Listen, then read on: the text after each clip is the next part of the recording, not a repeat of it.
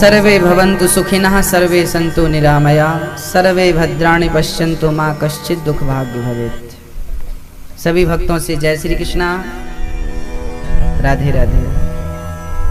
उपस्थित मात्र शक्ति भगवत चरणानुरागी प्रिय वैष्णव भक्त, आप सभी लोगों को बहुत बहुत स्वागत, आपका वंदन, सबका बहुत बहुत अभिनंदन। साधना टीवी के माध्यम से जो भक्त इस कथा को घर बैठ करके श्रवण कर रहे हैं, आपका भी, आपसे भी जय श्री कृष्णा, राधे राधे। बहुत बहुत धन्यवाद आपका कि आपने समय निकाल करके आत्मकल्याण है। सच कहता हूँ, भगवान को प्रेमी लोग बुला लेते हैं जबरदस्ती, वो मजबूर हो जाते हैं, है ना। साचो प्रेम प्रभु से हो तो मूरत बोले काठ की, और जीमो हमारो श्याम धड़ी जीमावे बेटी जाट की। भक्ति हो तो कर्मा जैसी सांवरियो घर आवे गो, और भक्ति भाव से पूर्ण होके हरख हरख गुण गावे गो। हाँ, जब तक ईश्वर की कृपा ना हो तब तक संभव नहीं है। हाँ, ये प्रयास हमारा और आपका प्रयास हम और आप कर सकते हैं, परंतु इस कथा को जब तक वो स्वयं कृपा ना करें, वो स्वयं ना चाहें, संभव नहीं है। हाँ भक्तों, भागवत क्या है आइए समझते हैं। कौन सी कथा सुनने बैठे हैं आप लोग?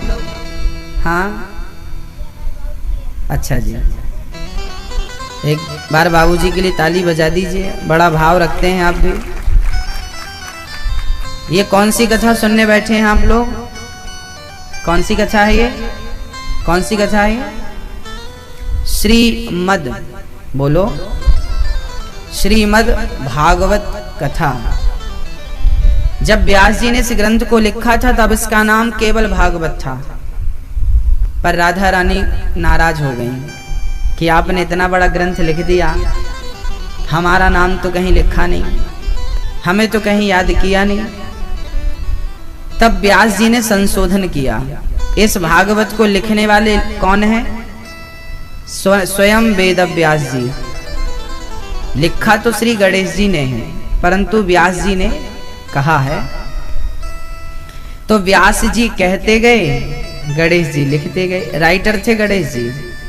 और इस कथा में संशोधन क्या हुआ? बोले भागवत पहले थी, फिर श्रीमद् हुआ। श्री मतलब राधा, राधा संग सहित भागवत की कथा। अच्छा, भागवत में अक्षर कितने हैं? भा, ग, व और ता। ये 4 अक्षरों को मिलाकर के भागवत प्रकट हुई हैं। इसका अर्थ क्या है समझते हैं। भाके कहे खुल जात भाग जीवन के। कहते हैं कि भागवत 7 दिन की होती है। यदि आप 7 दिन की नहीं सुन पाते कोई बात नहीं, यदि भागवत आप 1 घंटे की सुन पाए तो ठीक है, 1 घंटे की नहीं सुन पाए तो कोई बात नहीं, आप 1 मिनट की सुन लीजिए।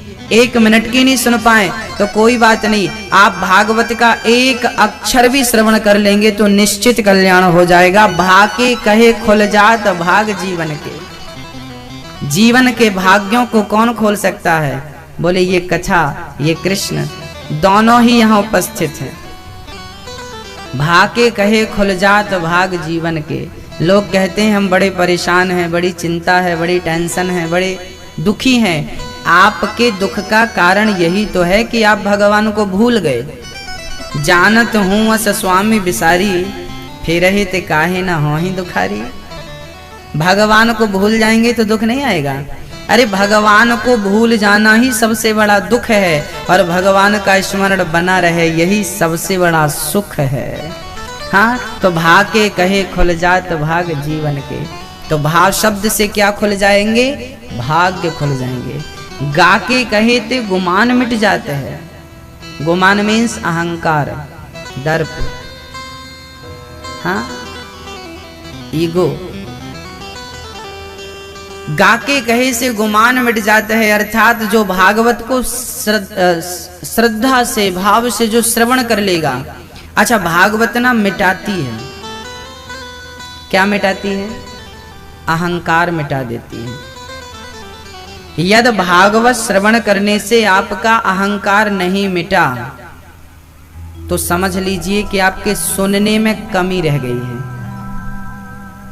मैया जी, कथा को सुनने के पश्चात भी अहंकार यदि बना रहा तो समझ लीजिएगा कि आपके सुनने में कहीं ना कहीं कमी रह गई है। उस कमी को दूर करिए, फिर से सुनिए। भागवत क्या मिटाती है?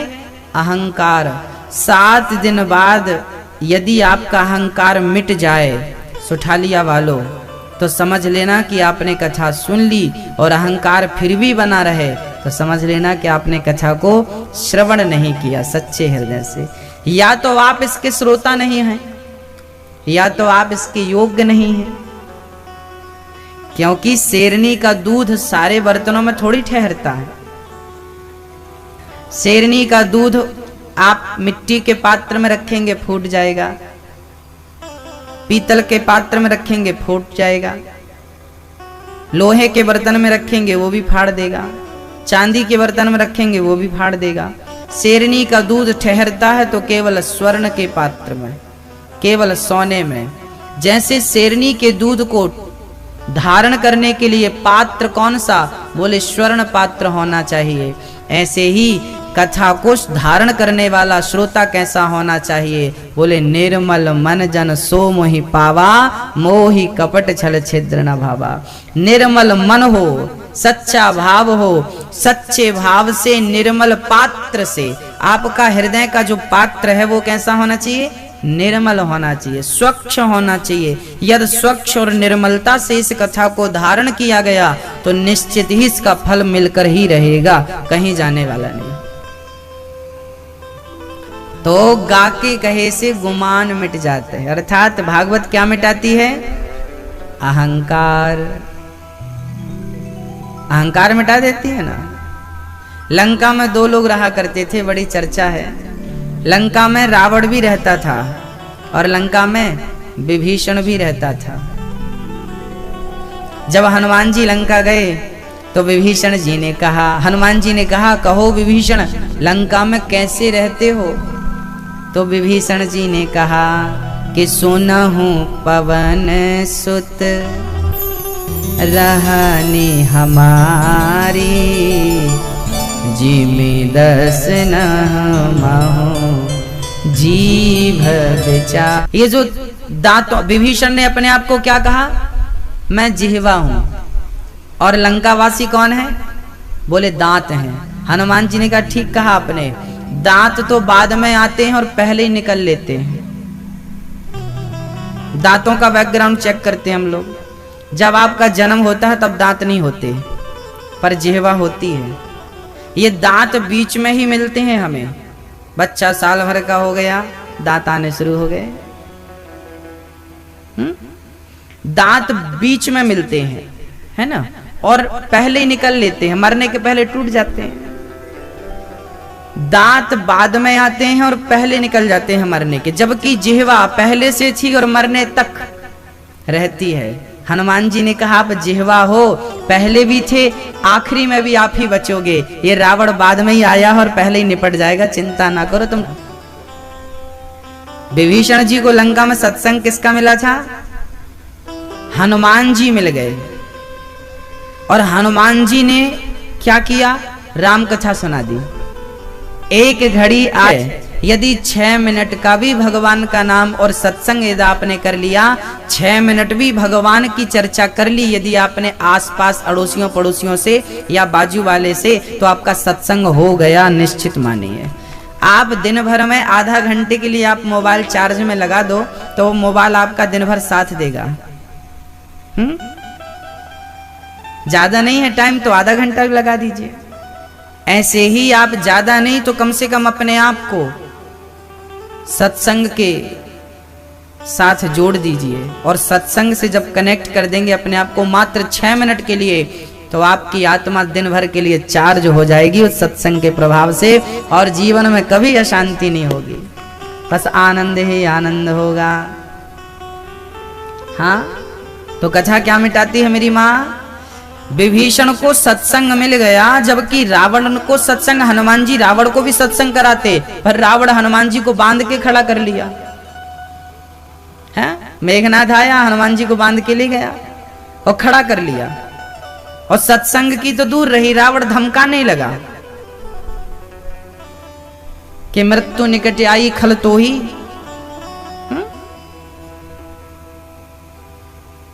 हनुमान जी ज्ञान देने लगे तो कहने लगा तू हमें ज्ञान देगा, हमें हम तो खुद ज्ञानी है।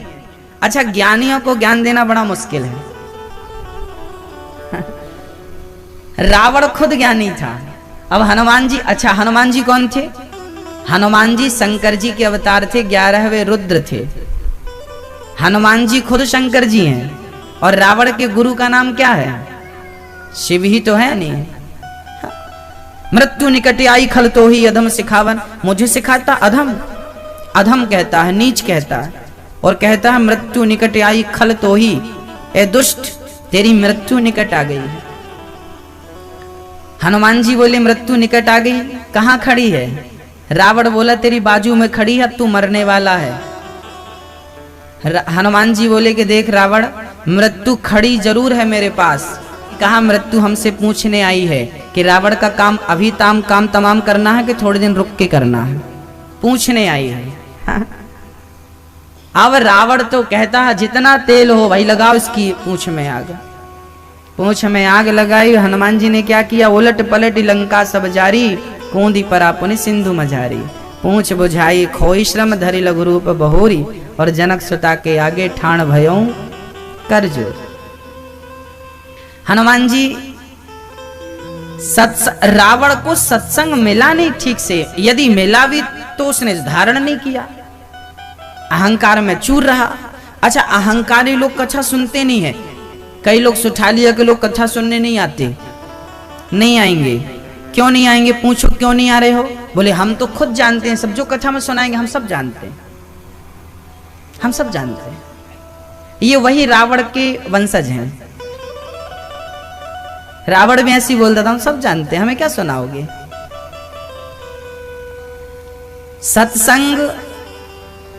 सत्संग होता है जीवन में। विभीषण क्या कम ज्ञानी थे? पर विभीषण ने हनुमान जी के सत्संग को स्वीकार किया, और जब सत्संग किया तो विभीषण को राम जी मिले, और राम जी मिले तो लंका का राज्य मिल गया।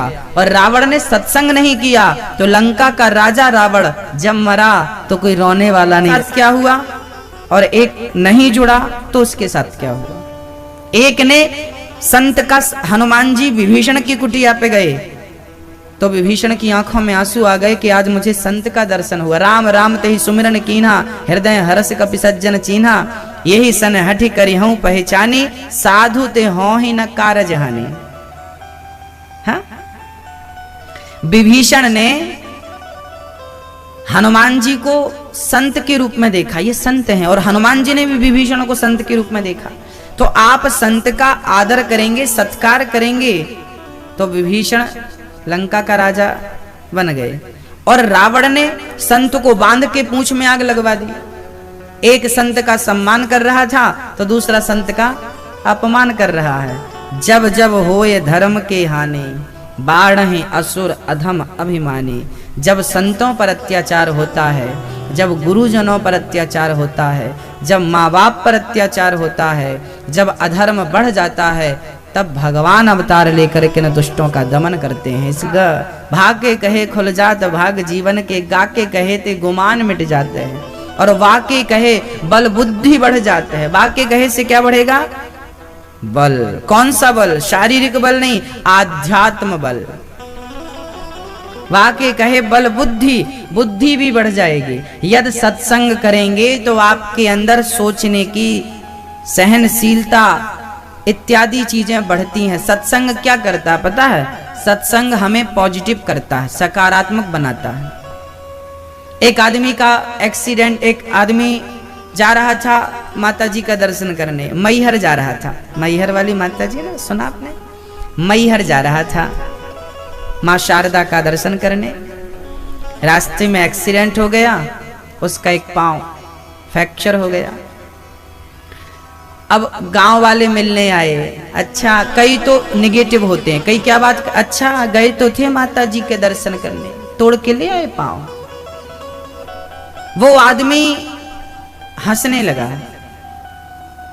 लोगों ने कहा भाई तेरा पांव टूट गया, तू हंसता क्यों है? तब उसने कहा कि एक्सीडेंट तो ऐसा हुआ था कि जान चली जाती, पर माता रानी के दर्शन के लिए निकला था तो मृत्यु को माता रानी ने इतने से एक्सीडेंट में बदल दिया है। कोई दुर्घटना ना हो, पर जीवन में कभी भी ऐसी स्थिति आए तो आप नेगेटिव ना सोचिएगा, नकारात्मक सोच मत रखिएगा कि ऐसा हो गया ना, हो सकता है कुछ बहुत बुरा होने वाला था, इतना फल वो मिलके रहेगा वो अलग विषय हो गया, पर ईश्वर किसी का बुरा करते नहीं है।